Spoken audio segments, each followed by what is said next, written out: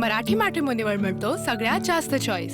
मराठी मॅट्रिमोनीने लाखो स्थळं जुळवली आहेत। यापेक्षा चांगली गोष्ट काय असू शकते? मराठी माणसांची नंबर 1 चॉईस मराठी मॅट्रिमोनी। दुरी साहेब, काल समाधान सरवणकर यांनी काल गंभीर आरोप केले होते की त्यांच्या निवडणुकीच्या प्रचारात भाजपने सहभाग घेतला नाही किंवा मागणं पाठिंबा देखील दिला नाही। नाही, कसं आहे की त्यांचा पराभव झाला आहे आणि कित्येक वर्ष म्हणजे त्यांच्या घरामध्ये त्यांचे वडील सदा सरवणकर साहेब हे कित्येक वर्ष नगरसेवक होते, कित्येक टर्म, तसेच कित्येक टर्म ते आमदार पण होते, म्हणजे त्यांनी नेहमीच जीत बघितलेली आहे। त्याच्यानंतर हे मला वाटते समाधान सरवणकर पण ज्यावेळेला उभे राहिले आणि ते निवडून आलेत, त्यामुळे त्यांनी प्रत्येक वेळेला जीत बघितलेली आहे, त्यांनी हार ही बघितलेली नव्हती।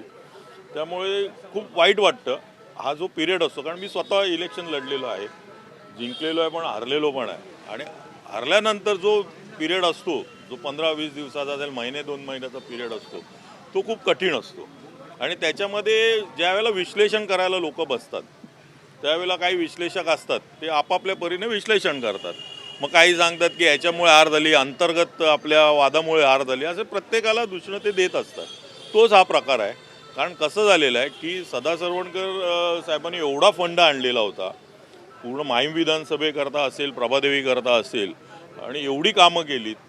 तशीच समाधान सरवणकरनी पण त्यांच्यामुळे ती पण कामं त्यांनी पण करून घेतली फंडामधली।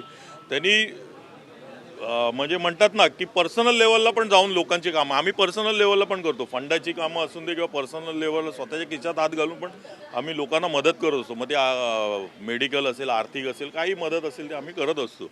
एवढ्या केल्यानंतर जो कॉन्फिडन्स येतो की आता माझी जीत होणारच, त्याच्यातच जो समोर उमेदवार जो आलेला होता तो बाहेरचा आयात केलेला उमेदवार होता, आणि त्यामुळे तो त्यांना एक कॉन्फिडन्स होता।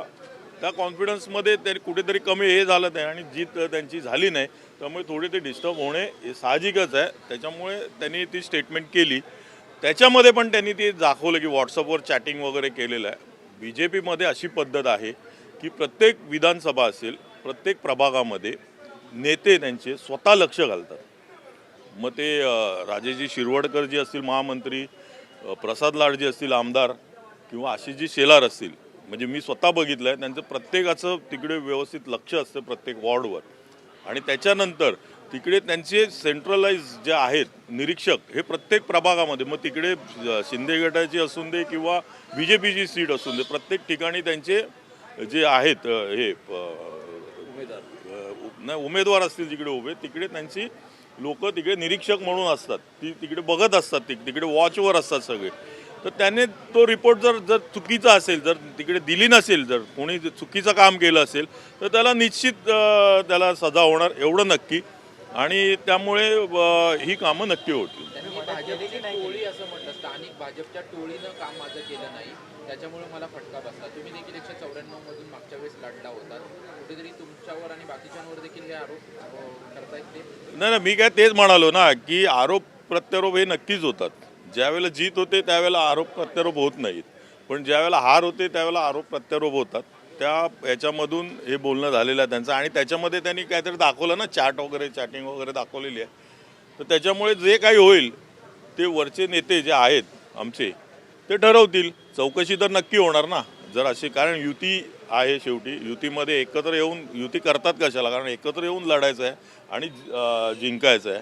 हरण्याकरता कोण युती करत नाही ना, तर त्यामुळे ते पैसा वाटून या ठिकाणी जिंकता आला नाही, पैसा बसरला आणि बाबू मग ते तसंच आहे ना की ह्या गोष्टी तर होतच राहणार ना। आणि त्याच्यामध्ये विरोधकांना काय तेवढंच मिळतं ना, सकाळी येऊन बोलणं की काहीतरी येऊन नारायण नारायण करणं आणि त्याच्यानंतर मग मीडिया उचलून धरणं, हे नेहमीचंच आहे ना। एक कुठेतरी एक वाक्य कुठलं चुकीचं किंवा हे निघालं की ते उचलून धरलं जातं।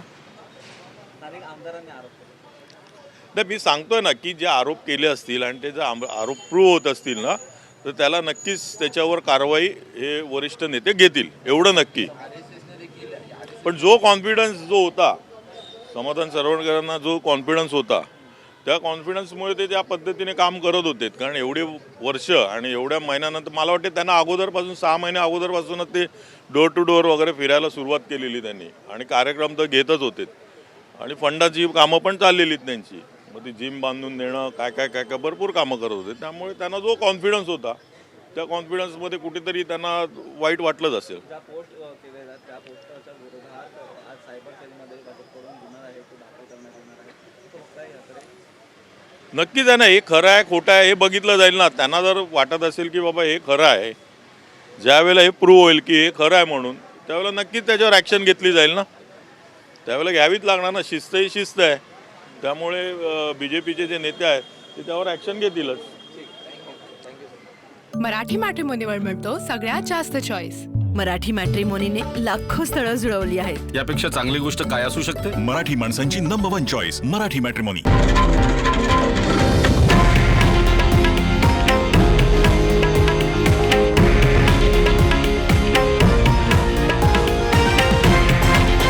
हे आहे देशातील नंबर 1 न्यूज नेटवर्क आणि आपण पाहत आहात TV9 मराठी, एकमेव.